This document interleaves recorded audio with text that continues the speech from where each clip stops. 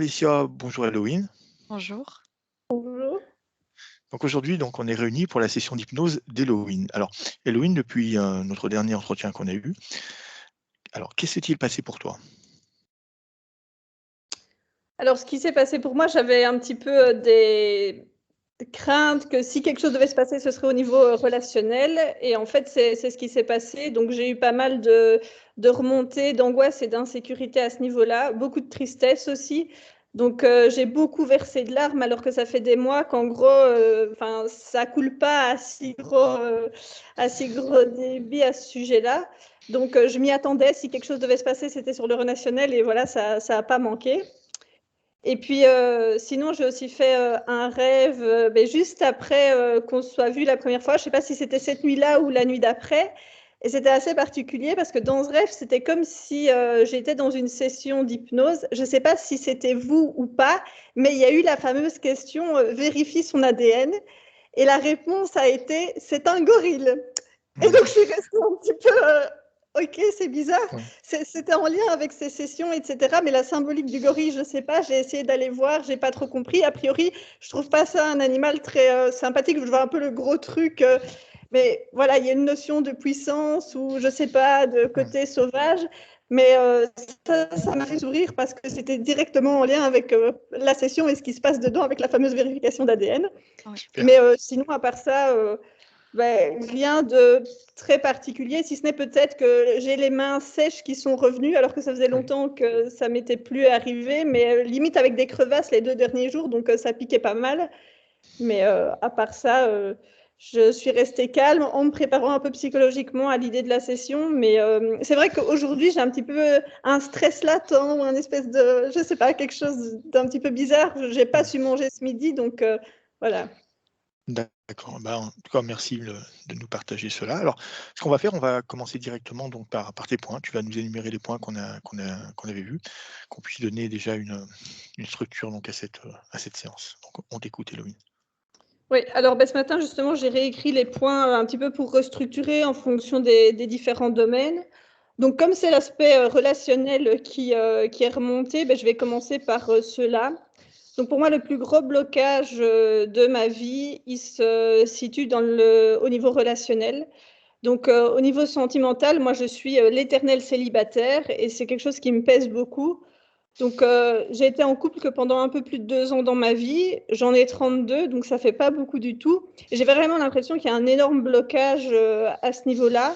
Et la seule fois où j'ai été en couple, en fait, on n'a pas été capable de dire qu'on s'aimait avec mon ex, ni même de s'envoyer un cœur. Enfin, on était ensemble, mais le passage de l'amour entre nous, c'était très difficile de pouvoir l'exprimer. Alors, par contre, j'arrive très facilement à me faire des films et à m'imaginer des scénarios avec des gens. J'ai des coups de cœur réguliers, ça m'arrive, mais concrètement, il ne se passe jamais rien dans la matière. Et donc, je fais face à beaucoup de déceptions et de désillusions de ce côté-là.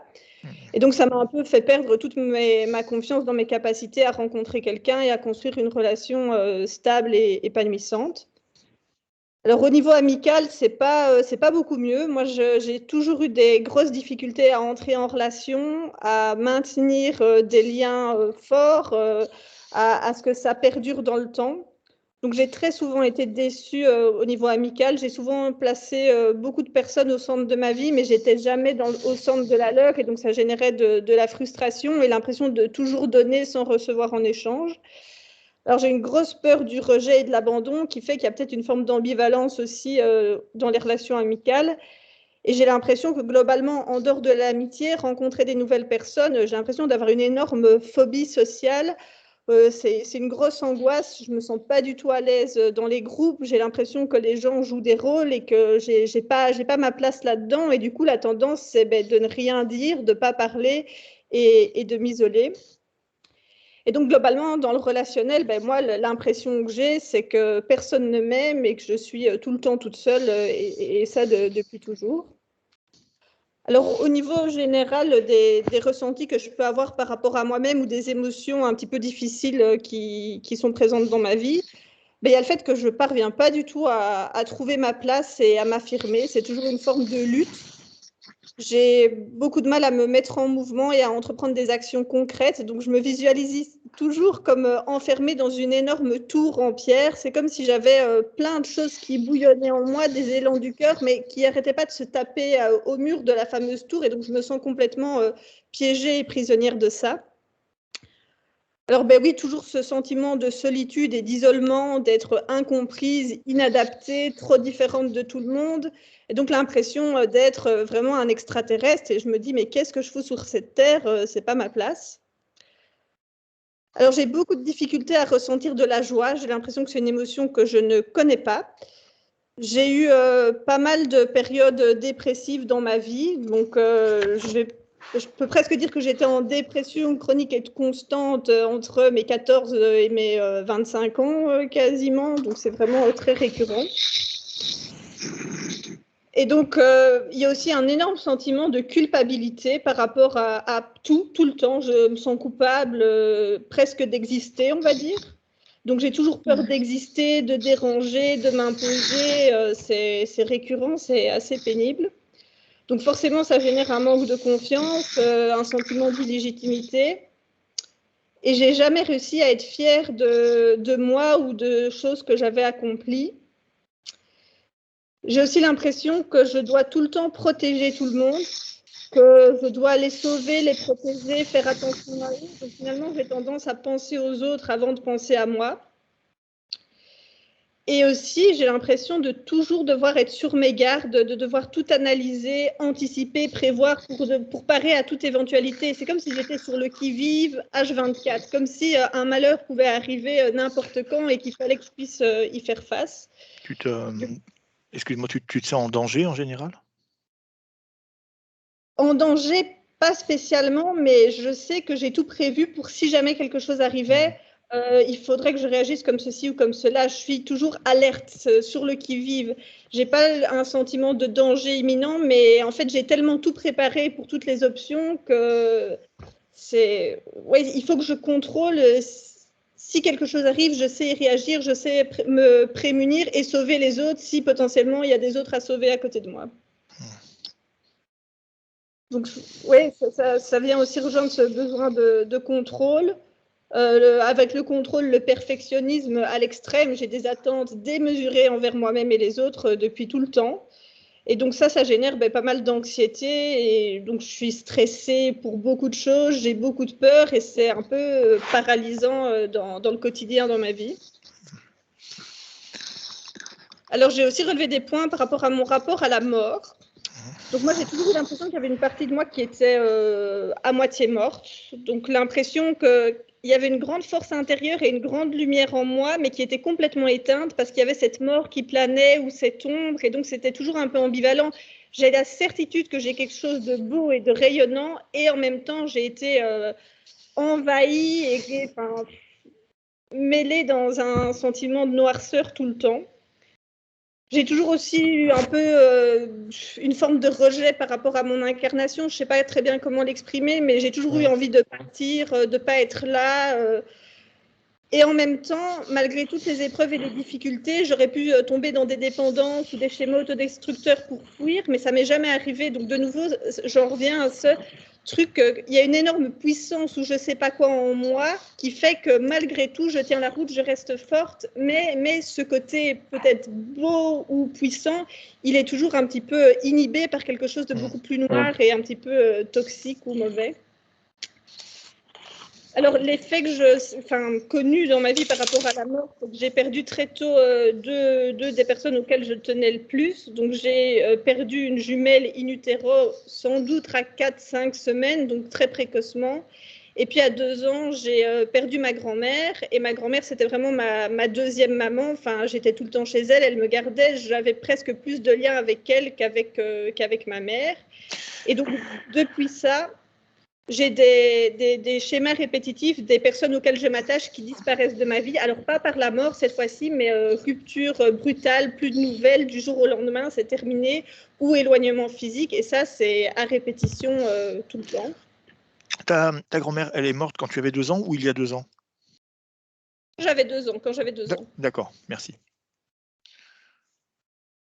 Et donc, avec ces histoires de mort, ben moi, j'ai l'impression d'avoir une croyance hyper ancrée que dès que j'aime quelqu'un, en fait, il meurt, quoi. Donc, je ne peux pas aimer parce que sinon, l'autre va mourir. Il y a quelque chose en lien avec ça. Alors, ensuite, j'ai quelques points par rapport aux professionnels. Donc, moi, je suis une éternelle insatisfaite sur le plan professionnel. Je l'ai toujours su. Donc, même pendant mes études, j'avais une petite voix en moi qui me disait tu vas voir, la vie professionnelle, ça ne va pas aller, ça va être la galère. Et là, ça fait quoi? Ça fait 6-7 ans que je travaille. J'ai déjà démissionné 2 fois, mais sans backup derrière, quoi. J'en pouvais plus, donc je pars. Et là, ça fait 3 mois que je suis en burn-out. Donc, ça fait beaucoup pour 6-7 ans d'expérience professionnelle. Alors, je n'ai jamais non plus vraiment choisi mon emploi. En fait, la plupart du temps, c'est arrivé à moi. On m'a proposé un job, j'ai eu des opportunités qui sont venues. Et quelque part, je ne pouvais pas refuser parce que c'était des beaux postes et tout le monde me disait « Waouh, une telle opportunité, tu as tellement de chance, etc. » Donc, j'étais un peu coincée dans « Ben oui, ça ne se refuse pas un poste comme ça. » Et donc, il y a toujours eu un peu le regard des autres qui m'enviaient « Ouais, tu as de la chance. » Et en même temps, moi, je n'étais jamais satisfaite et à ma place de ces postes qui me tombaient dessus. Alors, dans les relations avec les gens au boulot, j'ai des gros problèmes avec la hiérarchie. Je ne supporte pas qu'on m'impose des ordres, que des personnes que je considère incompétentes, il faille leur rendre des comptes. C'est très, très compliqué. Moi, les structures pyramidales, j'ai ça en horreur. Je préférerais un truc un petit peu transversal où chacun apporte sa petite pierre à l'édifice, mais sans chef général. Et par ailleurs, j'ai toujours eu des positions de chef et de leaduse et j'ai du mal à trouver ma place là-dedans et à être celle qui doit prendre des grosses décisions, qui doit imposer des règles. C'est très compliqué, mais je n'ai pas arrêté d'être confrontée à ce genre de place où c'est moi la chef, c'est moi qui décide, c'est moi qui tranche.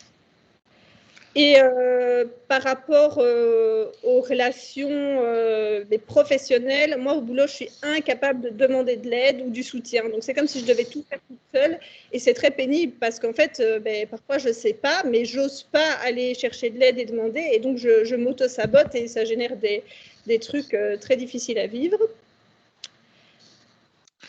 Alors, pour le travail, je crois que tu nous as dit que tu avais quand même idée de changer un peu, de te diriger vers quelque chose qui était plus dirigé vers les autres, c'est ça, hein? Oui, moi, je dis toujours ça en rigolant, mais dans l'idéal, je voudrais être guérisseuse. Alors, quand je dis ça, c'est guérir l'âme des gens, mais leur faire prendre conscience de leur traumatisme, etc. Parce que pour moi, la prise de conscience, c'est la première étape vers la guérison, mais prendre conscience de ce qui a bloqué, mais aussi de leur lumière et de leur rayonnement. Là, ce serait un rêve, pouvoir, je sais pas comment, mais voilà, c'est le mot qui me vient quand on me dit qu'est-ce que tu veux faire, c'est guérisseuse de l'âme. C'est beau, c'est très beau. Quelque chose comme ça. Et puis, j'ai noté quelques points aussi par rapport globalement à la santé, aux douleurs physiques et au corps. Alors, je n'ai pas grand-chose parce que moi, globalement, je suis en bonne santé et ça se passe bien de ce côté-là. Mais j'ai quand même 2-3 petits éléments. Donc, des maux de tête réguliers depuis l'enfance. Donc, même, je ne sais pas, quand j'avais peut-être 5-6 ans, j'avais déjà de temps en temps des maux de tête. Je me souviens avoir des énormes difficultés à avaler l'aspirine, etc. Donc, ça remonte à très loin. Alors, j'ai aussi toujours eu des règles très douloureuses.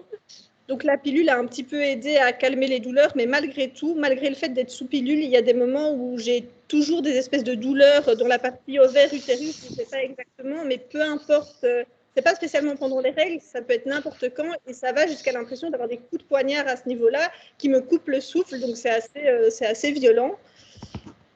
À part ça, j'ai un rythme cardiaque très élevé, même au repos, le soir dans mon lit, ça arrive que mon cœur il batte la chamade sans raison, parce que pas spécialement de stress ou quoi, mais lui, il est à 100 à l'heure. Alors, je suis une grande frileuse et j'ai toujours les extrémités extrêmement froides, donc moi, je dors en été avec des plaids et tout le truc parce que je gèle.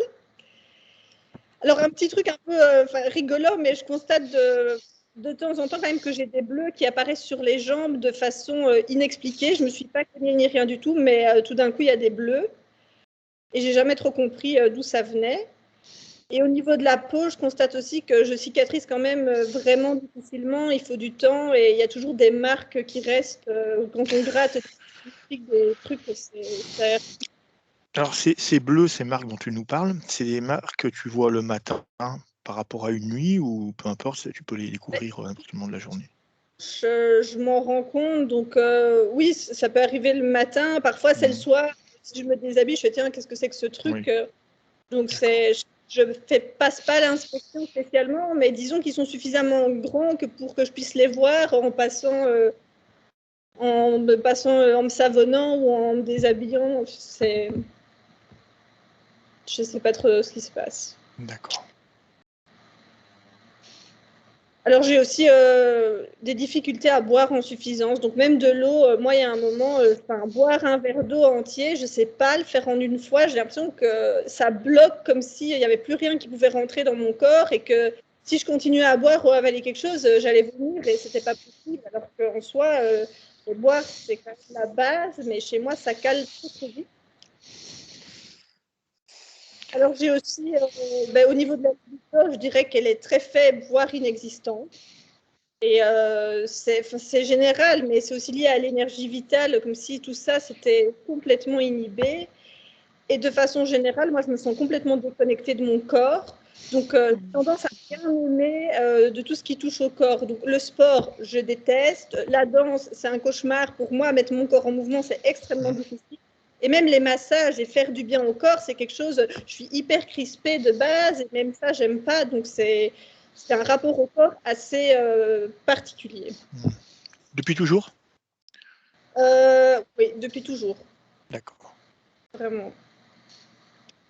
Et alors, j'ai 2-3 petits points que je ne savais pas du tout où classer, qui sont un peu des curiosités ou des petits aspects un petit peu rigolos. Donc, le premier, c'est mon lien avec la Suisse. En fait, je ne comprends pas ce lien avec la Suisse. Moi, j'ai vécu, au total de ma vie, j'ai vécu 7 ans là-bas. Quand j'étais enfant, puis j'ai fait un stage quand j'avais autour de 23 ans, et puis j'ai fait mon stage là-bas et je suis restée un peu plus de 4 ans.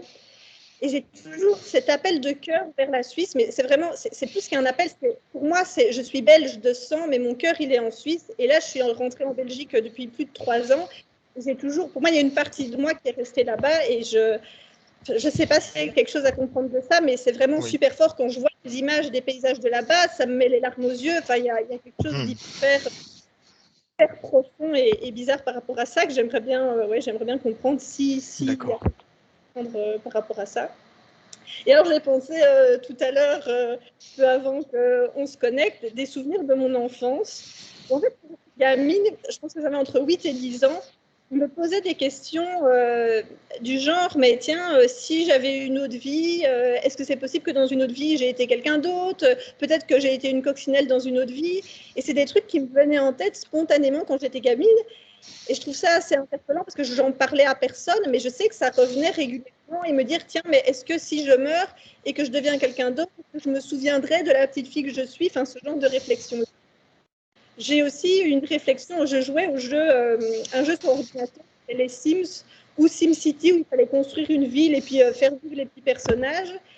Et je me suis toujours, en jouant à un jeu, dit, mais en fait, et si nous-mêmes, on était les Sims de quelqu'un d'autre et qu'il y avait quelque chose qui nous manipulait et qu'on s'en rendait pas compte et qu'on était en fait les personnages d'un jeu vidéo. Donc, c'est des réflexions que j'avais enfant.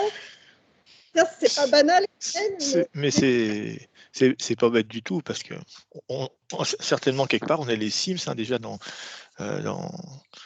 cette matrice. Ouais, mais c'est ça, mais c'est des choses. J'y pensais enfant sans en parler à personne, mais ça m'est resté parce que, allez, 25 ans plus tard, j'ai toujours ça en tête. Tiens, j'avais quand même ces réflexions et maintenant que je m'ouvre à tout ça, je me dis, ça vient pas de nulle part et enfant, on n'est pas encore trop conditionné, donc je m'autorisais à le penser alors qu'aujourd'hui, peut-être que voilà, ça paraît complètement fou. Et puis c'est vrai que oui, quand j'étais enfant, toujours les questions qui suis-je, d'où est-ce que je viens, qu'est-ce que je fais là, un petit peu de grosses réflexions comme ça que j'ai toujours mis de côté, mais qui revenaient de façon récurrente quand même, mais sans avoir d'interlocuteur avec qui en parler. Donc voilà. Ça, c'est toutes les petites notes que j'ai prises par rapport à cette session. Donc, C'est ça qui nous sommes, c'est vrai que c'est l'éternelle question justement qui nous permet d'avancer dans ce chemin de se connaître finalement. C'est pour ça que chaque fois on a cet élan à vouloir aller plus loin. exactement. Très bien. Tu avais d'autres points? Non. Eh bien, c'est parfait alors. Alessia, pour toi, c'est OK? Oui, c'est OK. Très bien. Alors, Louine, je vais te demander de couper ton micro et de t'installer confortablement afin que tu puisses également suivre cette induction.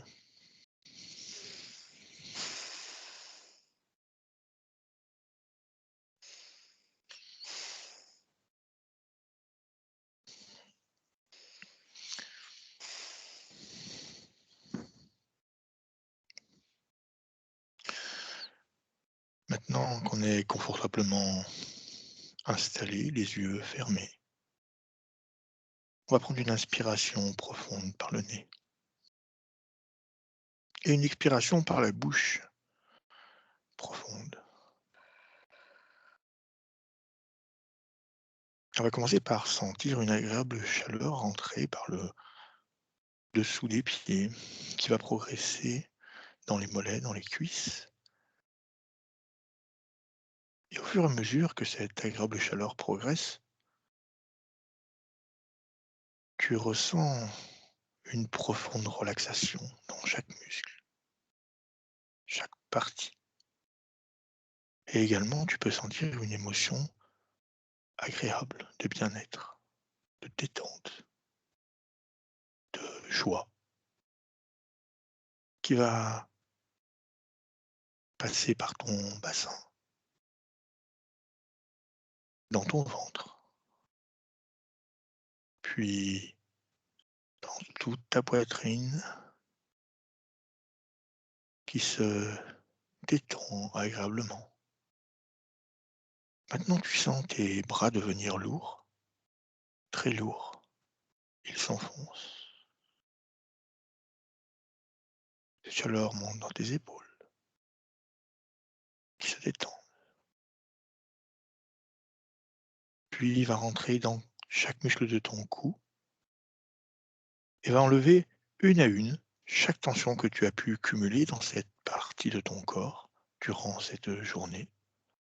Tout le stress s'évacue, disparaît. Tu ressens un profond relâchement dans cette zone et les muscles de ta mâchoire qui se détendent.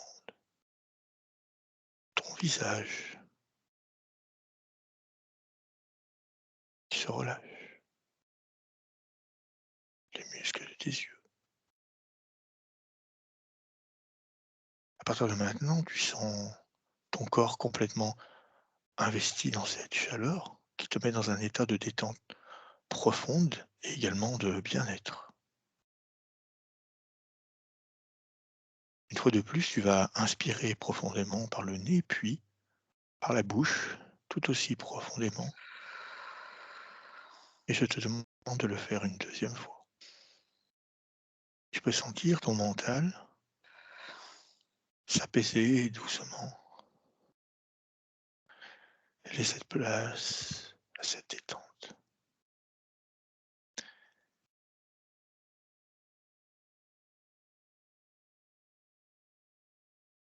Tu vas te concentrer sur ma voix, sur le son de ma voix, à chaque battement de cœur, à chaque bruit de fond, à chaque chiffre que tu vas entendre. Tu vas te relaxer de plus en plus. Tu vas écouter ma voix avec ce décompte à l'envers de 10 à 1. La seule chose que tu vas faire, c'est te détendre toujours de plus en plus profondément. 10,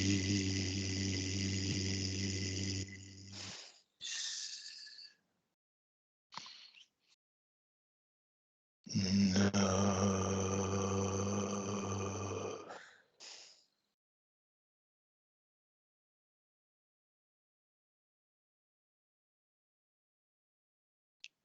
8,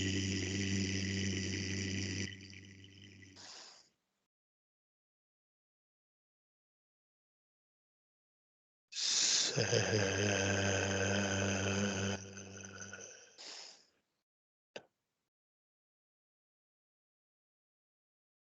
6,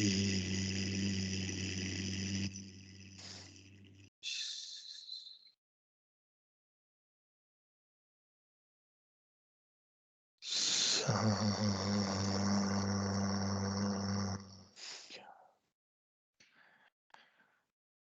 À partir de maintenant, ton corps est complètement immobile, figé, impossible de bouger la moindre partie de ton corps.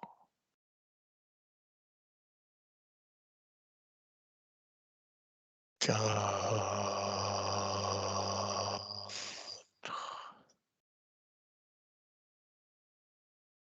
3,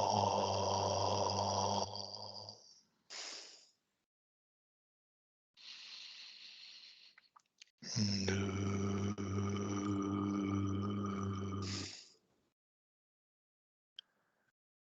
et 1.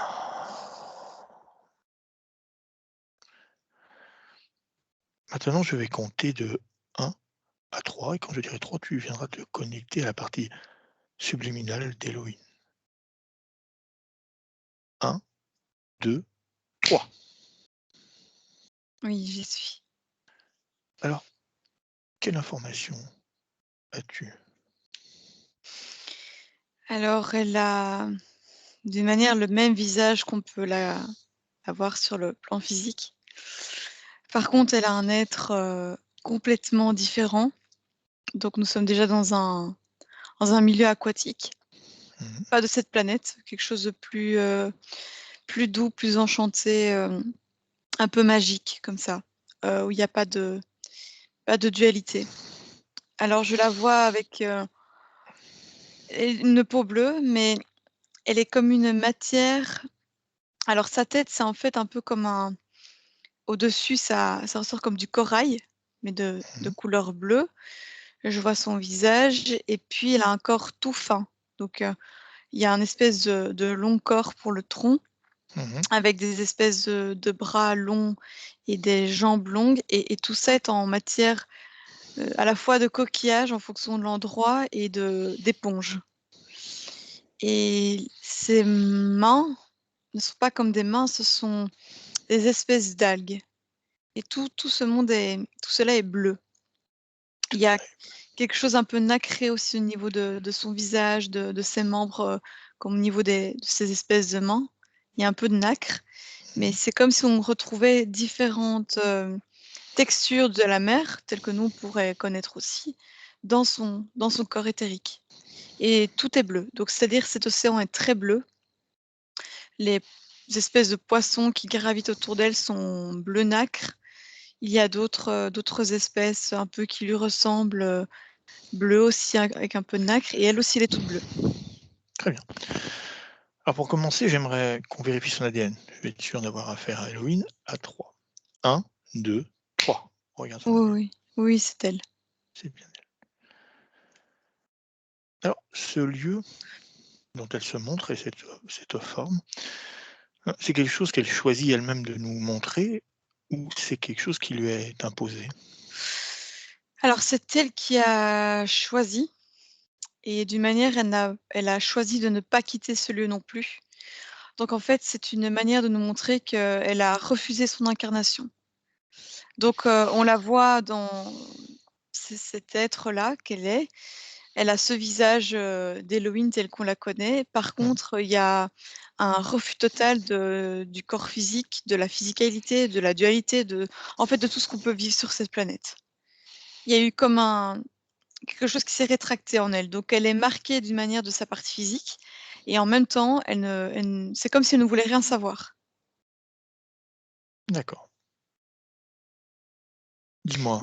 Il y a une déconnexion d'ailleurs, cette partie, temps en temps, peut se connecter à la partie physique.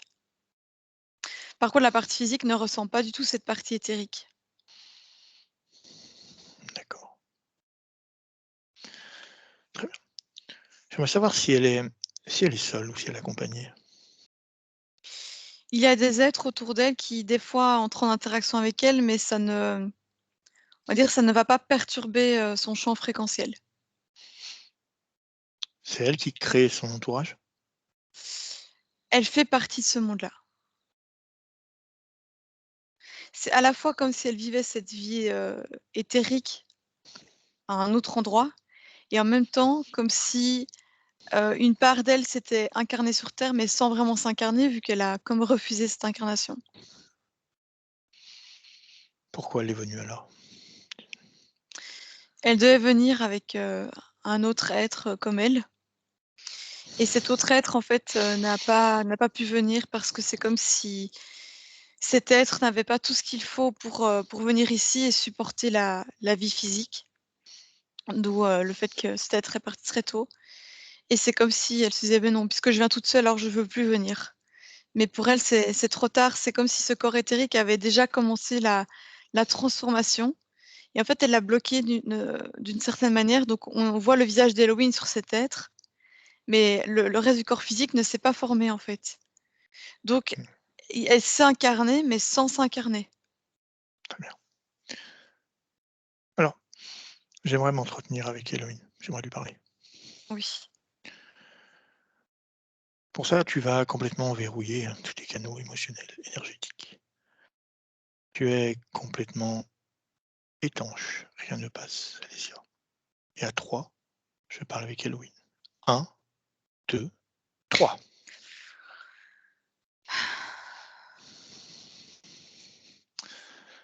Héloïne, est-ce que tu m'entends? Oui. Alors, est-ce que tu peux nous percevoir aujourd'hui? Oui, oui. Tu sais qui nous sommes? Tu sais pourquoi nous sommes là? En partie. En partie. Tu vois ta partie physique. Oui, de temps en temps, je la regarde. Pourquoi est-ce que tu la regardes de temps en temps? J'ai pas très envie d'être là, en fait. Pas c'est pas ça que je voulais. Bien, tu te trouves dans 2 lieux différents, il me semble. Oui, mais ici, je sens bien.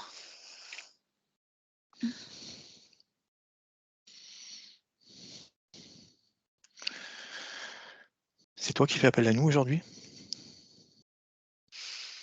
Non, j'ai pas forcément envie de bouger d'ici. Je me sens bien ici. J'ai pas envie de voir cette partie physique. Pourquoi alors est-ce que je suis là? Cette partie de moi qui a fait appel à vous.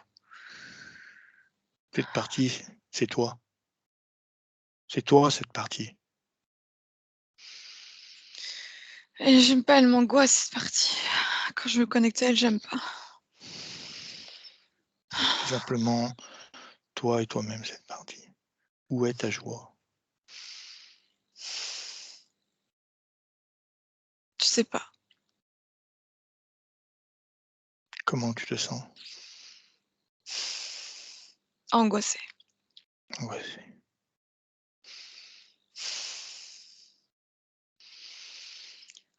J'aime pas ce monde terrestre. pourquoi as-tu choisi d'y aller? On devait être 2. Pourquoi faire tu devais 2? Ça devait être plus facile comme ça. On devait faire Dis-moi, quelque chose ensemble. Je suis toute seule. qu'est-ce que tu devais faire avec cette autre que tu ne peux pas faire toute seule? On devait vivre la dualité, ensemble et être tout le temps ensemble pour, survivre à ça. Et Et je suis toute seule. où est ton propre pouvoir? Tu l'as abandonné? C'est ici mon pouvoir, c'est quand je reste ici. Ton pouvoir créateur, ton pouvoir de changer les choses. Non, bah, je peux pas, ça m'angoisse.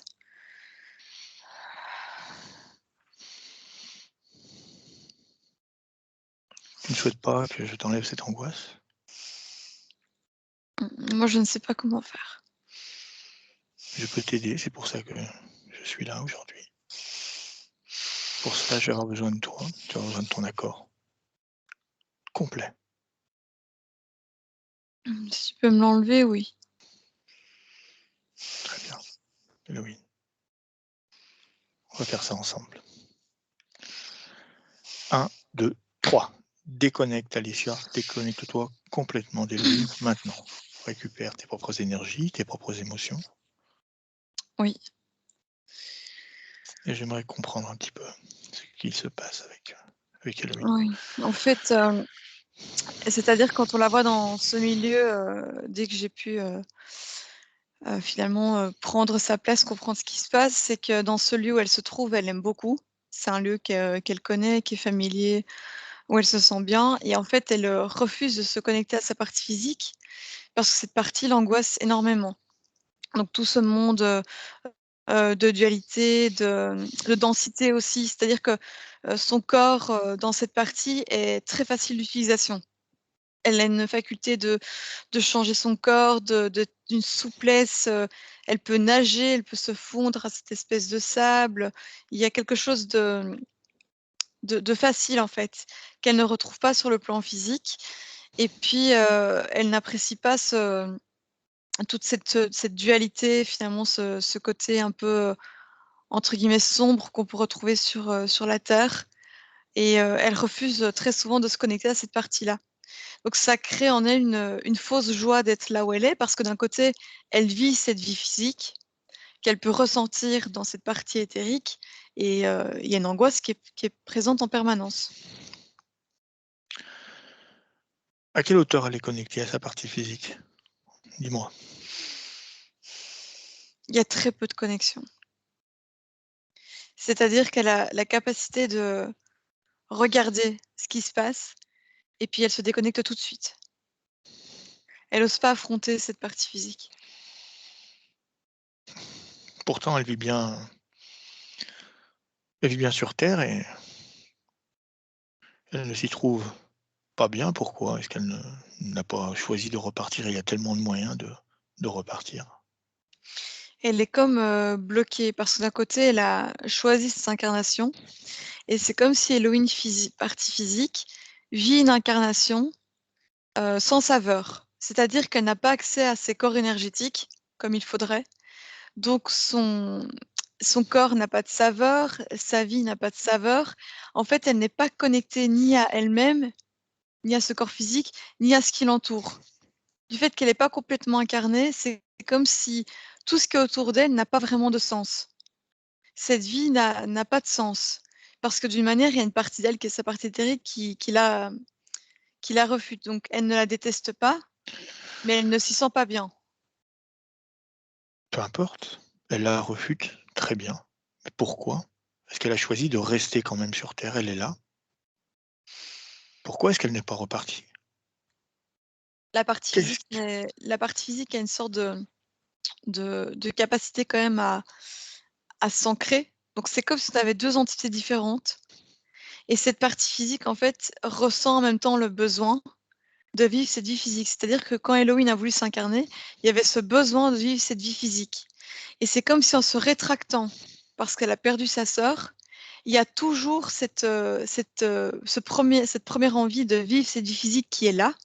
Donc elle a envie de saveur, elle a envie de cette physicalité, mais sa partie éthérique, c'est comme si elle l'avait laissé tomber, elle dit: «Non, non, moi je ne veux plus». Mais la qu'est-ce partie qui physique a quand même gardé cette envie, cette première envie. Très bien. Qu'est-ce qu'elle venait chercher en venant sur terre? Peu importe qu'elle soit seule ou 2. Elle venait chercher quelque chose pour sa conscience, pour elle-même. Je veux savoir qu'est-ce qu'elle venait chercher ici? Elle venait vraiment se confronter à la difficulté de la vie terrestre avec toute cette dualité, ces confrontations. Parce que là, dans le plan où elle est, tout est très paisible, en fait. Donc elle avait besoin d'une expérience intense pour apprendre un peu plus. Notamment pour ramener cette expérience, là où elle est et l'apprendre, aux autres êtres, qui sont avec elle. Et c'est pour ça qu'elle a choisi de venir, mais comme elle savait que ce serait difficile, par rapport notamment au monde éthérique qu'elle connaît, elle devait venir à 2. Donc une autre conscience, de la même essence qu'elle devait venir, avec elle et en fait, c'est comme si l'autre n'a pas pu supporter le moment de s'incarner sur la partie physique et en fait elle n'a pas pu s'incarner tout court. Donc elle s'est retrouvée qu'elle a su s'incarner et puis en fait, elle s'est rétractée donc il y a une partie d'elle qui s'est incarnée, mais qui n'a pas, donné le reste des informations à cette partie physique. Donc la partie physique, vit avec cette, première envie de voilà, de vivre une expérience sur terre, mais elle n'est plus irriguée en énergie. Elle doit vivre, comme, toute seule avec ces premières énergies qui ont été fournies, pour s'incarner et puis là, les robinets sont coupés, elle doit se débrouiller. D'accord. Donc, pour ce qui est de ces corps éthériques, on a un corps mental qui fonctionne, mais qui n'est pas non plus, on va dire, qui lui apporte pas grand-chose parce qu'il n'est pas, il n'est pas connecté. Son corps émotionnel, il est coupé. Il est resté dans cette partie éthérique. Et le corps sexuel, il est coupé aussi et comme inexistant parce qu'elle a gardé le système du corps sexuel de cette partie éthérique. Et en fait, sur cette partie éthérique, on ne se reproduit pas comme dans cette partie physique. Donc, en fait, elle a un corps sexuel qui est ni connecté, ni adapté à ce qu'elle est sur cette partie physique. D'accord. Alors, si elle veut se connecter à aucun corps, pourquoi sommes-nous là? La partie physique a vraiment besoin de cette connexion pour comprendre le sens de tout ça. D'accord. C'est comme si elle est à bout de donc cette première envie de venir tester cette expérience, elle est en train de s'essouffler. C'est-à-dire que oui, tester une expérience, c'est bien, mais une expérience sans saveur, il y a pas d'intérêt, en fait. Donc la partie physique est en demande d'aller plus loin, en fait. Elle a besoin d'autre chose pour continuer cette vie. Cette vie sans saveur, ça ne lui convient pas. Mmh. Très bien. Alors, tu m'as dit que cette partie, éthérique, elle avait en elle une forme d'angoisse, une émotion qui était, bas. Pourquoi? Dès qu'elle se connecte à la partie physique, il y a une énorme angoisse qui la prend et avec, de la tristesse, Pourquoi cette tristesse? de se retrouver là et d'être seule. C'est comme si elle se connecte à cette partie d'elle, qui est la partie physique et elle se rend compte de l'énorme solitude qu'elle vit ou que vit cette partie physique et ça l'angoisse terriblement. Elle est dans un monde, en fait, éthérique où on est tout le temps entouré. C'est-à-dire qu'elle est en interaction en permanence avec le milieu dans lequel elle vit et les êtres qui l'entourent. Et là, elle se retrouve dans une partie physique, avec une physicalité qui est très difficile à vivre, dans un monde difficile à vivre, et elle se retrouve toute seule. Donc se connecter à ça, c'est très angoissant et très triste pour elle. Très bien. Alors j'aimerais que tu scannes la structure énergétique d'Héloïne. Regarde, maintenant. Regarde de partout. Commence par sa tête et regarde un petit peu, qu'est-ce que tu peux voir? Alors tout ce corps éthérique est complètement propre Sa structure énergétique. et sa structure énergétique, par contre, elle n'est pas alignée. C'est-à-dire que le fait qu'il y a cette partie d'elle, qui n'est pas en accord, il y a un désalignement total et en plus, c'est comme si les corps énergétiques, à la fois, ils ont envie de se connecter à cette partie physique et en même temps, ils sont pas adaptés parce que ce corps éthérique n'est pas adapté à ce corps physique. Donc il y a une distorsion et donc on les voit, ils ne sont pas alignés, il y a une distorsion, ça ne va pas en fait, c'est pas aligné. Très bien. Alors, pourquoi il y a ce désalignement entre ce corps, cette partie éthérique qui, on peut dire, refuse cette partie physique? Ce désalignement, c'est, vraiment dû à ces 2 conditions différentes. Elle a gardé ses corps éthériques comme pour le corps éthérique qu'elle a. C'est comme si elle avait refusé de s'impliquer dans cette partie physique et la partie physique, du coup, ne peut pas ressentir finalement, ces différents corps énergétiques. Donc ça crée vraiment une distorsion. D'accord. Alors, à partir de quel moment ce refus s'est mis en place chez Héloïne? Je vais compter jusqu'à 3 et tu vas m'amener à ce moment-là. 1, 2, 3. Du moment où sa sœur n'a pas pu s'incarner, c'est-à-dire que, leurs, 2 corps éthériques ont plongé dans ces 2 corps physiques et en fait, sa sœur s'est battue pour, rester en vie et survivre à elle savait tous les 2 que ça allait être difficile de se mettre dans un corps physique et en fait, sa sœur n'a pas résisté. C'est comme si, du coup, elle mourait tout de suite et en fait, du moment où elle meurt, c'est Héloïne refuse. C'est-à-dire qu'elle dit: «Dans ce cas, je pars avec toi». Mais elle, comme elle a réussi à passer cette étape d'incarnation dans le plan physique, il y a une partie d'elle qui ne pouvait pas mourir, en fait, qui est là, qui s'est incarnée. Par contre, c'est son corps éthérique qui a comme décidé de lâcher la main à cette partie physique. Donc c'est vraiment au moment de la mort de sa sœur. Au moment où sa sœur est morte, c'est comme si elle mourait avec. Mais du coup, elle est toujours en vie. La conscience était déjà présente de sa Oui, sœur. oui, oui. D'accord.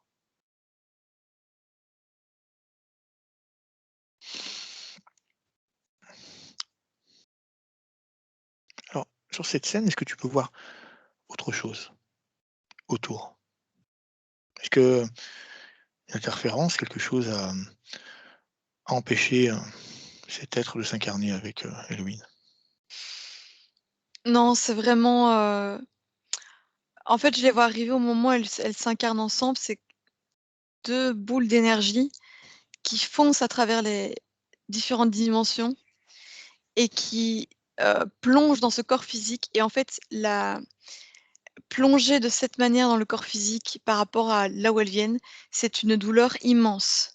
Il y a une souffrance, sur le plan physique qui est immense et en fait, ce sont des êtres, on n'est pas sûr qu'ils vont réussir ce défi, du moins la première fois Pourquoi et ça c'est n'est ce pas qui sûr?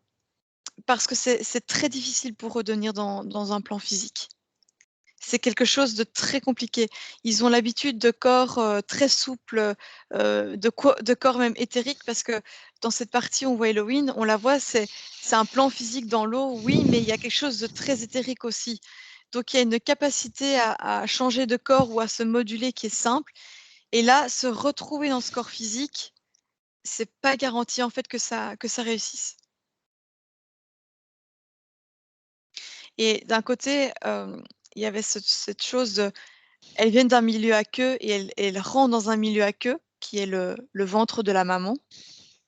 Mais ce corps physique, il est très difficile à incarner en fait, à rester dedans. Pour des êtres D'accord, de leur dimension, c'est quelque chose de très compliqué. d'accord. Très bien. Ce que j'aimerais savoir, c'est si cette conscience qui devait s'incarner avec elle, dans nos temporalités, est incarnée. Regarde, Non, elle n'est non, pas elle est incarnée. elle est toujours sur ce plan, c'est également un être, aquatique. D'ailleurs, elle est pas loin de Halloween, mais comme plein d'autres êtres, mais elle ne s'est pas incarnée. D'accord. Alors, ce qu'on va faire, c'est qu'on va revenir juste avant l'incarnation, là où Elohim décide de s'incarner avec cette autre conscience, où elles prennent la décision de venir ensemble.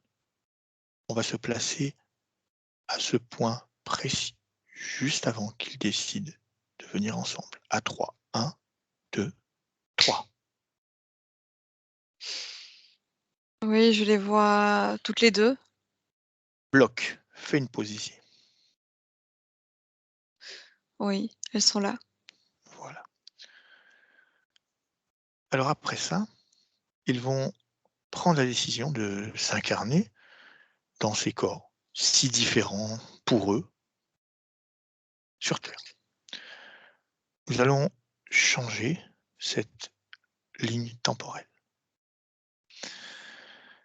À ce moment-là, ils vont prendre décision de s'incarner toujours tous les deux, mais d'une manière individuelle, en acceptant la place de chacun. Une incarnation où ils viendraient à deux, mais en vivant chacun leur propre expérience. Tu vas changer et tirer cette ligne temporelle, Alésia, jusqu'au moment où cette sœur décide de partir. À 3. 1, 2, 3. Oui. Qu'est-ce qui se passe quand on continue à cette scène-là? Enlève la pause, maintenant. Alors il y a un accord, entre les 2. À ce moment-là, en fait, elles sont toutes les 2 comme des éponges, vraiment, toutes rondes. Donc il y a pas de corps prédéfini et en fait, il y a un accord qui se passe d'aller dans ces corps physiques avec, une certaine, force, une certaine conviction et donc là, les 2 se foncent dans ces corps physiques. Sa sœur ne peut pas, donc on voit, elle reste, sous forme d'éponge, elle retourne de là où elle vient et par contre, on voit que Elohim, qui était cette espèce d'éponge, est en train de se former, en fait. Il y a une construction de son être. Très bien. Parfait. Elle accepte cette fois-ci de rester en connexion? Oui, oui, une Très activation bien. qui se fait. C'est comme si le corps éthérique se développe directement dans le corps physique. Parfait. On va laisser cette scène, Alicia, et on va revenir dans l'ici et maintenant avec Halloween. 1, 2, 3. Oui. Maintenant, j'aimerais savoir à quelle hauteur est-ce qu'elle est reliée à sa partie subliminale. Halloween, maintenant. Alors, je vois vraiment un changement. Alors, on Oui, est toujours dans ce milieu aqueux. Par contre, je vois, Elohim telle qu'on la connaît sur le plan physique. d'accord. Elle est, finalement, oui, un être humain. Même Elle si n'a elle a toujours, ce décor, un peu magique autour d'elle, elle n'a plus ses attributs, d'être aquatique. fini la peau bleue, fini donc les caractéristiques de cette vie aquatique. Oui, elle est une humaine qui est, dans ce décor, mais c'est fini, il n'y a plus rien d'aquatique en elle. Très bien. Connecte-toi télépathiquement à Halloween. À 3. 1, 2, 3. Télépathiquement. Oui, oui. Très bien. J'aimerais savoir si maintenant, elle ressent toujours cette tristesse qu'elle avait en elle. Oui, il y a quelque chose, qui est là et comme, de la culpabilité, en fait, De la culpabilité. Alors, où est-ce que cette culpabilité prend ses racines? au niveau du cœur. Au niveau du cœur. Et par rapport à quel événement? Le fait qu'elle, soit arrivée, ici et qu'elle soit vivante et que cette sœur ne soit pas arrivée à son objectif. Parce que même si elles ont pu s'incarner avec, du coup, cette conviction que chacune, doit faire ce qu'elle a à faire, il y avait une sorte d'accompagnement, en fait. C'est pas pour rien qu'elles venaient à 2 et le fait qu'elle, elle soit là et l'autre pas et soit toujours sous forme d'éponge, donc c'est comme si son évolution, elle n'avait pas pu la continuer. Du moins, il y a comme un retard et bien ça crée de la culpabilité, chez Héloïne. La culpabilité. Très bien. À combien est-ce que vibre cette culpabilité? À -12. Fréquence à -12. Très bien. Est-ce que tu peux voir d'autres types d'émotions en elle? Non, si ce n'est que les corps, énergétiques sont toujours désalignés, parce que d'un côté, elle n'est pas dans un milieu où elle est censée être, c'est-à-dire que certes, elle a un corps physique, mais un corps physique dans ce milieu aqueux, c'est, ce n'est pas aligné en fait. Donc il y a un désalignement, mais sinon émotionnellement, il y a cette culpabilité, du coup ça crée une tristesse. Ça crée une tristesse. Donc la culpabilité et la tristesse. Oui, Très bien. Et Louis nous a dit, pour sa partie physique, elle n'avait pas accès à la joie. oui, c'est comme, cette partie éthérique refusait de finalement cette incarnation. Eh bien, elle n'avait pas accès à ce corps émotionnel non plus qui restait dans cette partie éthérique. Donc la joie, elle pouvait pas la ressentir. Alors pour Halloween, à combien vibre la joie? À combien chez elle la joie vibre pour elle? À 25 000. À 25 000. Très bien.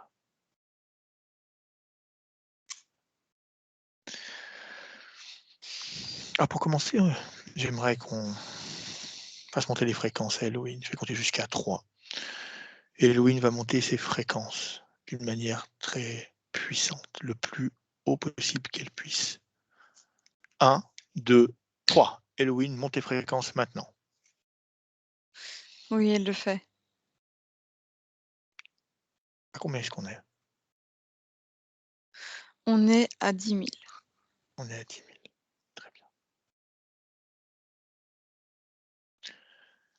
Maintenant, j'aimerais qu'Halloween se serve de son pouvoir de création, de créer, de transmuter, pouvoir d'être un alchimiste. Je voudrais qu'elle récupère ses émotions de culpabilité, de tristesse, entièrement. Qu'elle vienne les placer dans sa main. Maintenant, 1, 2 et 3. Elle récupère toutes ses émotions, qu'elles soient dans son corps physique, énergétique, dans Oui, ses divers corps. Elle récupère entièrement et elle en fait une boule d'énergie. oui, elle le fait. De quelle couleur est cette sphère énergétique? C'est un bleu foncé, bleu nuit. En pleine nuit. À mon 3, toutes ces émotions qui se trouvent dans sa main, elle va les transformer en joie d'un niveau fréquentiel de 25 000. Le niveau de joie qui est à ces fréquences. À 3. 1, 2, 3. Halloween transmute cette culpabilité et cette tristesse en joie. Oui, c'est fait. De quelle couleur est cette joie? Alors c'est un bleu clair comme le milieu où elle est et c'est très lumineux. C'est comme une boule lumineuse dans ce lieu. Ah, très bien. Alors maintenant, elle peut laisser cette joie se diffuser complètement dans son corps. Elle va sentir cette joie rentrer par sa tête, dans son cou, dans tout son corps. Elle peut sentir la puissance de cette émotion Oui, qu'il a longtemps quittée. Reprendre sa place doucement dans chaque parcelle de son être. oui.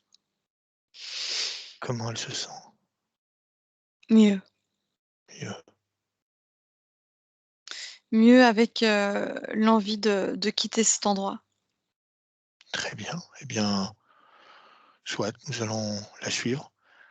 Elle va, à mon claquement de doigts, ouvrir un portail et nous amener dans l'endroit où elle souhaite aller. Maintenant.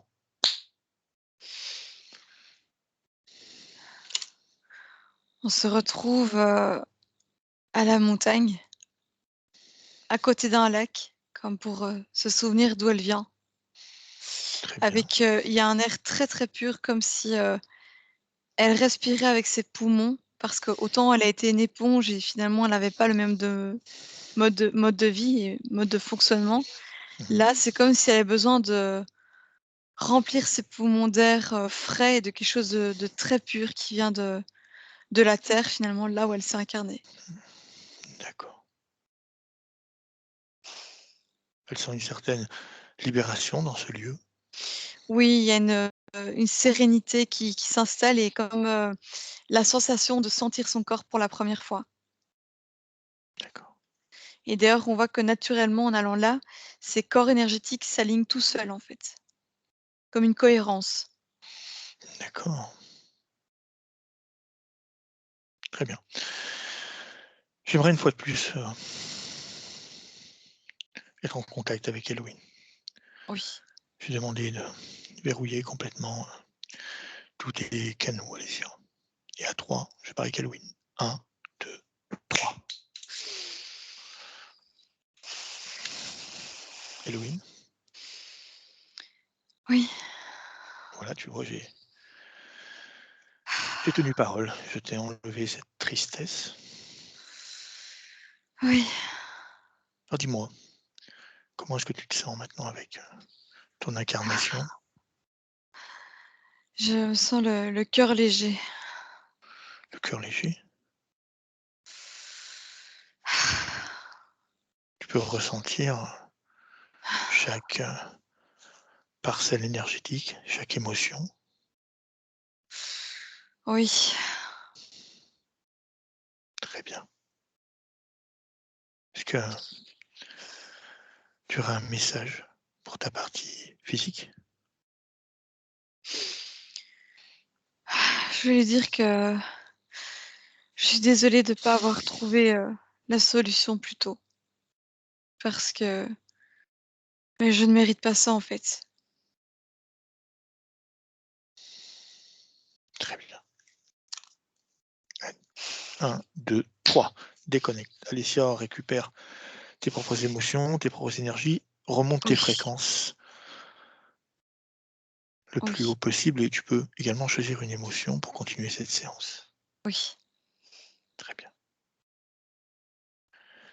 Comment tu te sens? Bien. Parfait. Nous allons faire, Alicia, on va changer de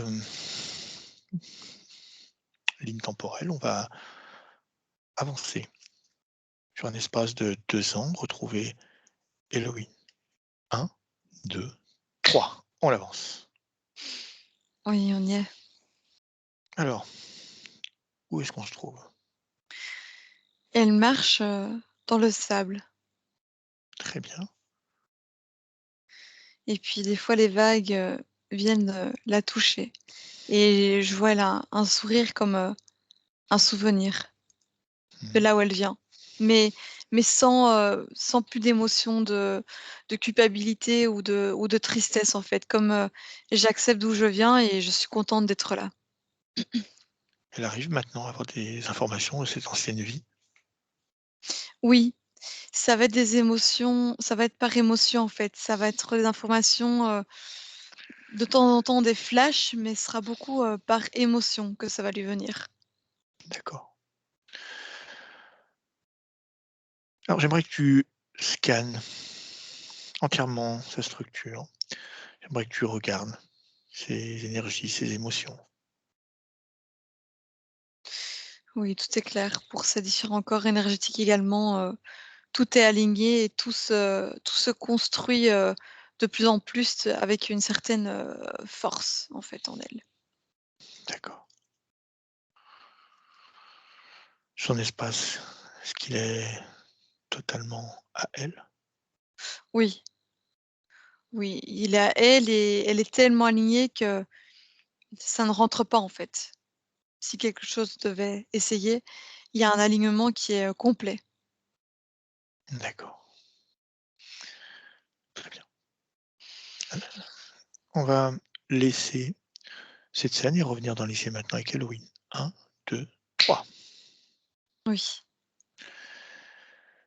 J'aimerais savoir, Halloween dans cette ancienne vie qu'on a pu voir, qu'est-ce qu'elle venait expérimenter? Quel était son rôle? En cette ancienne vie, tu dis? Oui, dans cette vie aquatique qu'on a pu voir. Il y en a un rôle de cohésion, d'entraide entre les espèces et les individus. Il y a quelque chose de très bienveillant avec, beaucoup d'amour, en fait. C'est-à-dire que tous les êtres s'aiment intensément et aiment le milieu dans lequel ils sont, de manière intense et tous ont un rôle pour maintenir cet équilibre entre tous et entre ce milieu.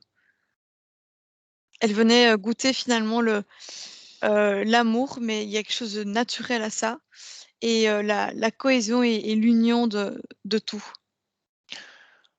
Elle ne elle ne l'a pas retrouvé ici. Non, ici, c'est complètement différent par rapport à ce qu'elle connaît là-haut. Ici, elle était seule. Seule, aucune cohésion entre les individus et leur environnement. L'amour, manque, terriblement. L'entraide, n'existe pas ou quasiment pas comparée à ce qu'elle, elle connaît dans cette autre vie. Donc c'est très perturbant de venir ici. L'entraide, c'est un fil important pour elle. Oui, elle vient d'un milieu où chacun a son rôle et elle croyait, trouver ici, ce côté où, voilà, chacun incarne son rôle et le fait et c'est fait pour aider, les autres Et en fait, quand on vient ici, c'est très compliqué parce que c'est pas ce qu'elle a pu découvrir en fait. Elle s'est rendue compte que c'est beaucoup d'individus qui sont perdus avec du chacun pour soi, mais parce qu'en fait, ils ne savent pas comment faire autrement. Oui. Pourtant, elle est là et elle a un nouveau rôle à prendre ici. Quelque Oui, chose qui lui ressemble. c'est justement ce côté où elle va pouvoir montrer que on peut être bien en cohésion malgré tout un maximum avec l'environnement qui entoure et les gens qui l'entourent en fait. Donc elle a un côté en fait, très sélect dans les gens qu'elle fréquente parce qu'elle a besoin de retrouver cet état où les gens ont besoin d'avoir une harmonie en fait. Très bien. J'aimerais savoir si dans son entourage, proche ou lointain, il y a des êtres comme elle, de même, qui viennent de cet endroit? Non. Non. La seule qui aurait dû être de l'endroit, ça aurait été sa sœur, mais Mmh. les autres viennent d'endroits différents, ce qui d'ailleurs chez elle des fois crée, une incompréhension par rapport à là où elle vient en fait. D'accord. Très bien. Alors on va la laisser se reposer maintenant Oui. et on va voir quelques interrogations que nous a soumises Héloïne au début de cette séance. Elle nous a parlé, de ce problème majeur de blocage dans les relations. Donc elle a évoqué les relations, amoureuses qui étaient pour elle des relations qui étaient très courtes. Ça a pris une place très petite dans sa vie et également, même dans les relations avec, amicales avec d'autres qui étaient toujours, assez, infructueuses. Oui, c'est normal comme elle n'est pas complètement, incarnée et qu'elle n'avait pas accès à ces différents corps énergétiques, eh bien, créer du lien et des émotions quand on est dans le vide, eh bien, c'est très compliqué. Donc, amoureusement, il y a ce côté difficile à exprimer l'amour et à créer ce lien d'amour entre l'individu et elle et c'est pareil en amitié, en fait. Comme elle n'avait pas accès à ses corps énergétiques, ça crée vraiment quelque chose de très difficile ici. Justement, elle nous a dit qu'elle avait beaucoup de mal à exprimer et à ce qu'on lui exprime, voilà, justement, les sentiments, les émotions. Oui, donc elle n'avait pas accès à son corps émotionnel, donc pour exprimer ses émotions, eh bien, c'est compliqué quand on n'a pas de corps émotionnel et pour les recevoir, eh bien, elle n'arrivait pas à traiter l'information non plus. Donc en fait, elle est en quête perpétuelle de donner et en même temps de recevoir, mais il n'y a pas on va dire de récipient qui peut ni donner ni recevoir. Donc c'est très perturbant pour elle, en fait. D'accord. Elle nous parle également de cette peur du rejet et également aussi le fait d'être quelqu'un qui donne beaucoup de sa personne, beaucoup et finalement qui reçoit très peu pour elle. Alors, là d'où elle vient, c'était un être qui donnait tout ce qu'elle était, en fait. Donc pour elle, ça se fait naturellement sur le plan physique aussi de donner tout ce qu'elle est. Par contre, là où elle vient, il y a ce côté où elle est toujours entourée et il n'y a jamais de refus lorsqu'il y a une interaction entre ces êtres. Ils sont tous dans l'amour et jamais ils refuseront l'amour. Et ici, elle se retrouve sur cette planète où on ne peut pas créer du lien aussi facilement que ce qu'elle le crée dans l'autre vie. Donc elle se sent, rejetée et finalement, voilà, cette partie physique rend douloureux par rapport à ce qu'elle connaît, en fait. D'accord. Elle nous a parlé aussi d'une certaine forme de phobie sociale, où elle ne trouvait pas sa place, où elle avait souvent tendance à s'effacer, elle ne se sent pas aimée et surtout, elle se sent seule finalement. Oui, c'est vraiment cette incapacité à s'incarner, tant qu'elle n'est pas incarnée, en fait, c'est compliqué de créer, du lien ou de s'adapter à la vie physique parce qu'il y a cette partie éthérique qui voulait pas, en fait. Donc ça crée pour le plan physique, une énorme, tristesse et frustration de pas arriver à créer du lien, aller dans des endroits avec des personnes, parce qu'elle se rend compte qu'elle est censée avoir une vie terrestre et n'arrive pas à avoir cette vie terrestre. Elle nous donne l'image, elle nous a parlé de cette image où elle, elle-même, pouvait se voir dans une sorte de tour en pierre complètement hermétique, enfermée, comme si on venait la priver finalement de tout ce qu'elle pouvait recevoir. Alors, elle perçoit chez elle, sa puissance, son pouvoir de création, sa son pouvoir de volonté, elle le ressent sans y avoir accès. Oui, c'est vraiment dû à cette condition où, elle ne voulait pas être ici, en fait, donc elle était isolée, donc isolée de ce plan éthérique et isolée dans le plan physique, donc c'est normal qu'elle n'arrive pas à construire autour d'elle. Tant qu'elle était pas incarnée, pas possible de créer autour d'elle, en fait. Donc cette tour en pierre peut être symbolisée comme ce monde et finalement cette lumière auquel elle n'a pas accès, cette partie subliminale qui ne veut pas Voilà rentrer en cohésion avec elle? et puis, finalement, hem, quand on voit, par exemple, une tour en pierre, on voit ce côté de hauteur. Donc son corps éthérique, c'est comme s'il était parti «très loin» entre guillemets en hauteur et en même temps, il est enfermé parce qu'il est prisonnier dans un corps physique et en même temps, il est dans ce corps éthérique et sur le plan physique, il n'arrive pas à s'incarner, donc à créer du lien. Donc ça crée un isolement et donc cette image, représente bien, la situation dans laquelle elle se trouve. Elle est isolée d'un monde qu'elle ne comprend pas. Très bien. Comme on a pu le voir durant cette session, je t'ai parlé de la joie. La joie qu'elle a pu, remettre, dans son corps entièrement, jusqu'à là qui avait complètement disparu. J'aimerais que tu regardes maintenant cette émotion. Oui, c'est une émotion qui revient maintenant. D'accord.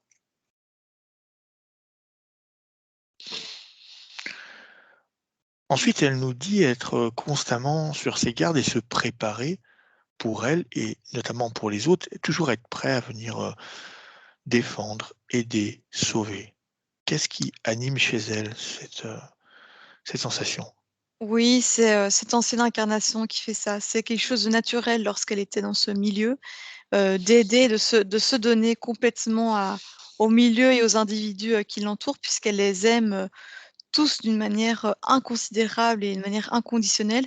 Donc elle reproduit ça sur le plan physique, sauf que sur le plan physique, ça ne marche pas de la même manière. D'accord, Elle n'a pas la même réponse par rapport à ce qu'elle, elle pouvait avoir dans ce plan éthérique. Dans ce plan éthérique, elle donne tout ce qu'elle est et elle reçoit tout ce qu'elle est. Et ici, elle donne toute sa personne et elle ne reçoit jamais autant que ce qu'elle donne. Parce qu'ici, c'est différent. d'accord. Donc quand tu dis dans ce plan éthérique, on parle de cette vie, hein, éthérique, hein, c'était une vie Oui, éthérique, hein. c'est ça, complètement. Ouais.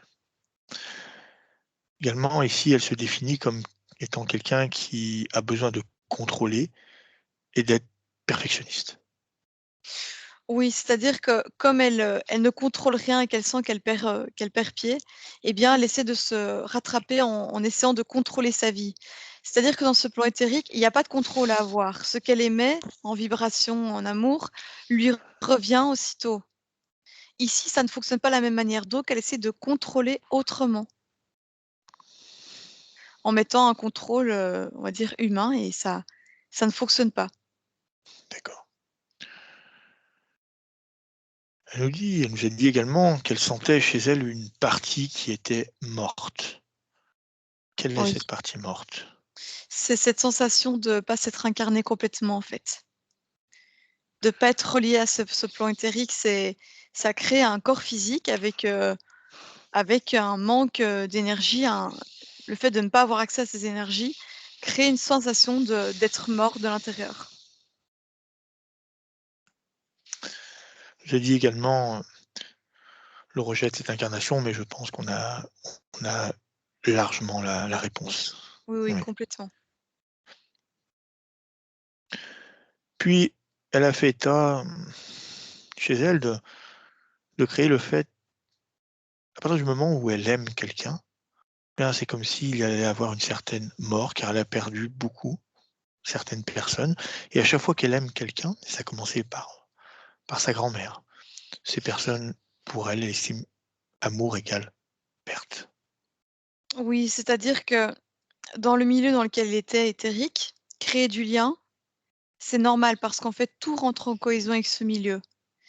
Et ici, non seulement elle a pas voulu s'incarner, mais elle a voulu recréer ça quand même.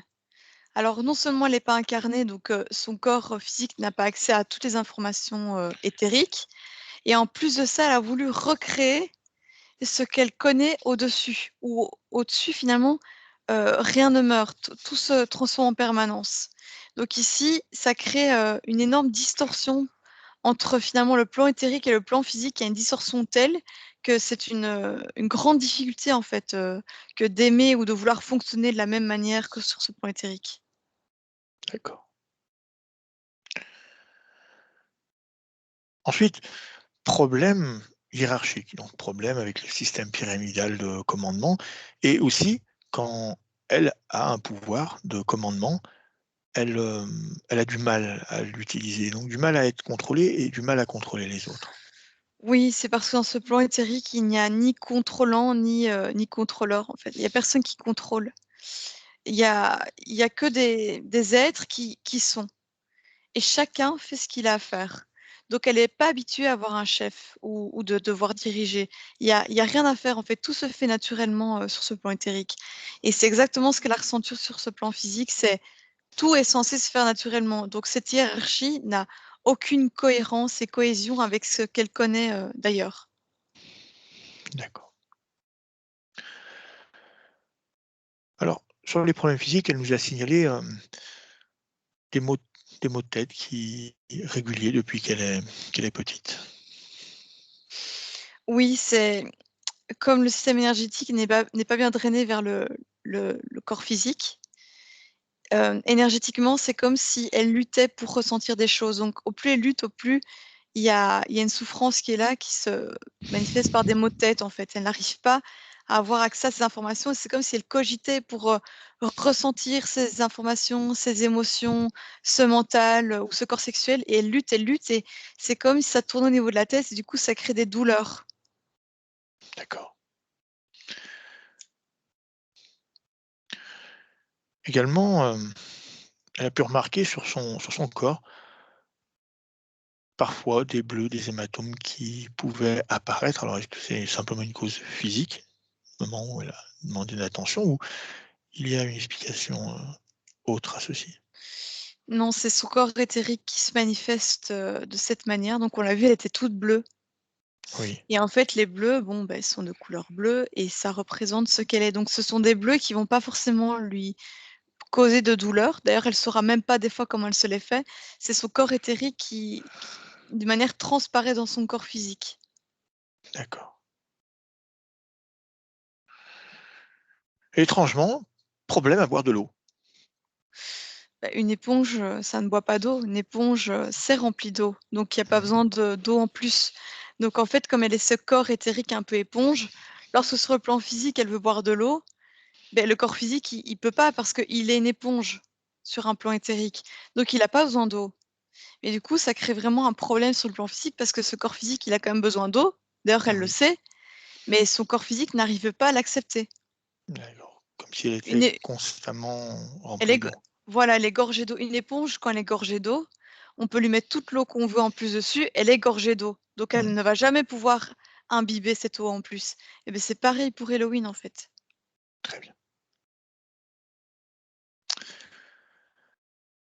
Et également, elle nous a dit ressentir, donc ce qu'on a pu voir, donc cette déconnexion de son corps, Oui. à tous les rapports en fait, vraiment une déconnexion, Oui, oui, oui. complète. Mais elle a très bien ressenti ce qui se passe. C'est-à-dire que, voilà, tous ces corps énergétiques étaient, au niveau du corps éthérique et il y avait pas de connexion. Donc elle se sent déconnectée et c'est ça qu'elle recherchait. Elle veut retrouver D'accord. cette connexion. Également, dessiner des règles douloureuses et la nuit, une forme de tachycardie, une accélération de son battement de cœur. Oui, en fait, la nuit, en fait, comme son mental s'éteint, c'est comme si elle parvenait à voyager, en fait. Et dès qu'elle voyage, elle peut se reconnecter à cette partie éthérique qui, dès qu'elle voit sa partie physique, angoisse. Donc l'angoisse que la partie éthérique ressent, la partie physique le ressent comme une angoisse d'être vivante sur ce plan, Mmh, terrestre. Et pour ce qui est des règles douloureuses, c'est relié au corps sexuel. Elle n'a pas accès à son corps sexuel, en fait. Donc il y a une distorsion et donc c'est normal. d'accord. Ça crée une souffrance. enfin, elle nous a parlé à la fin, donc quelque chose d'assez différent, mais de sentir une certaine accroche, une certaine proximité avec la Suisse. Est-ce qu'il y a une ville ou est-ce qu'il y a quelque chose qui l'attire? Énergétiquement, il y a des lieux, très purs là-bas, tels que l'endroit où on Oui, peut la retrouver, où l'air est très pur et c'est comme si c'est là qu'on pouvait trouver un ancrage parfait et en d'accord. fait, son corps physique est à la recherche de cet ancrage, qu'elle a cherché, en fait, en permanence depuis qu'elle est née, en fait Oui, et elle ressent que quand elle était là-bas, c'est là qu'elle était le plus ancrée, c'est là qu'elle pouvait sentir qu'elle était vivante, dans ce corps physique donc c'est normal qu'elle soit attirée par ces lieux. d'accord. Très bien, parfait. Merci, Alessia. Alors on va remercier la partie subliminale d'Halloween une nouvelle fois Oui, et on va lui dire au revoir. oui. OK. Alessia, on va rentrer. Oui, Alors, tu vas commencer par te détendre et prendre une profonde inspiration. Et cette fois, je vais compter de 1 à 3. Et quand je dirai 3, tu ouvriras les yeux, tu seras de retour en 2022, parfaitement réveillé, parfaitement conscient. 1, tu te déconnectes totalement de toutes les énergies, de toutes les émotions, de toutes les scènes que tu as pu rencontrer dans ce voyage hypnotique. Tu es complètement déconnecté. Tu reprends tes propres énergies, tes propres émotions comme repère. Libre à toi d'élever ton champ fréquentiel idéal pour toi.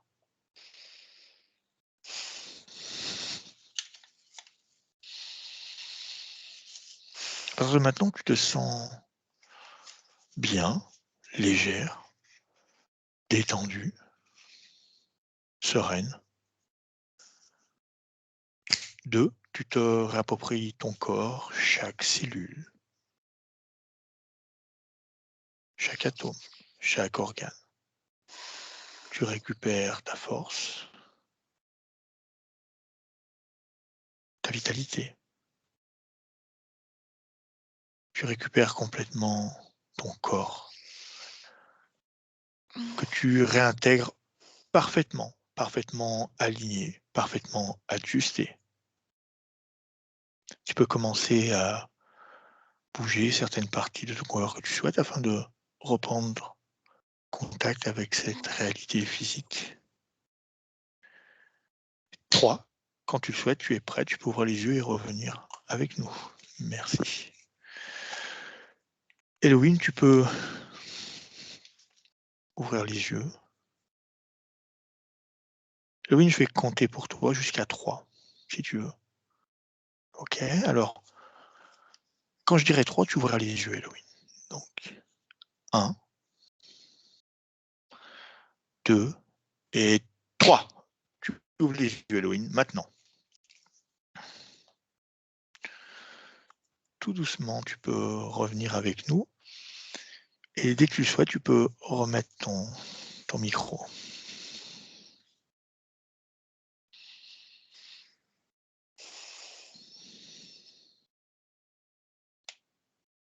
Voilà, Alors, Halloween, comment ça va? ça va. Ça va? Ça va?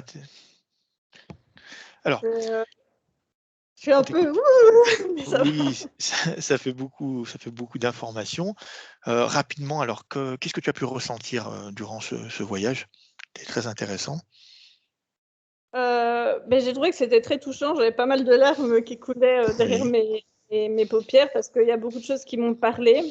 J'avais aussi toujours une espèce de boule ou quelque chose au niveau du cœur parce que, enfin, c'était fort relié au cœur. Mais, enfin moi c'est pas que ça me perturbe, mais ça me réconforte dans l'idée de dire que le jour où j'ai pris conscience de cette histoire de gémellité. Pour moi, c'était l'origine et la cause problématique de tout, mais personne ne me croit parce que c'est pas hyper connu et tout le monde essaie d'aller mettre ça sur d'autres causes. Et moi, dans le fond de moi, je sais que c'est là que ça a tout cassé. Mais quelque part, je suis contente de voir que oui, tout est désaligné, ça a été un gros traumatisme, mais il y a pas, enfin, je n'ai pas laissé rentrer d'interférence extérieure ou quoi que ce Non. soit. Donc, je me dis, il y a quand même une puissance, enfin, ou une conscience, je ne sais pas comment expliquer, et c'est assez encourageant parce que, voilà, avec toutes les sessions que j'ai pu regarder, j'en ai pas vu beaucoup où il n'y avait pas d'interférence extérieure. C'est vrai.